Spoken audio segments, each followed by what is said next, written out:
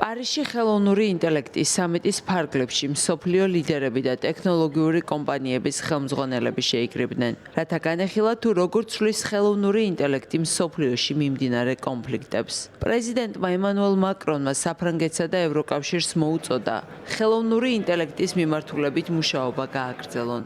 განსაკუთრებით თავდაცვის სფეროში, მაგრამ ამ საკითხზე მუშაობისას ერთ-ერთი ყველაზე დიდი დაბრკოლება მონაცემებია.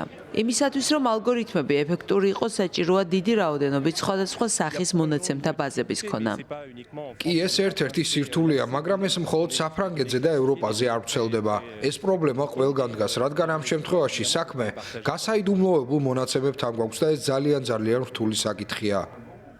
ნატოს ერთ-ერთი მეთაურის თქმით, მსოფლიოში მიმდინარე კონფლიქტები, მაგალითად რუსეთის სრულმასშტაბიანი ომი უკრაინაში ცხადყოფს, რომ ალიანსის წევრებს არჩევანი არ აქვთ, გარდა იმისა, რომ იფიქრონ თავდაცვის გაძლიერებაზე. მტრის ქმედებებთან ადაპტაციის უნარი ნამდვილად აუცილებელია. ამას ვხედავთ უკრაინის მაგალითზეც.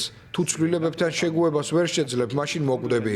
ალიანსისთვის მთავარი ურთიერთთანამშრომლობაა.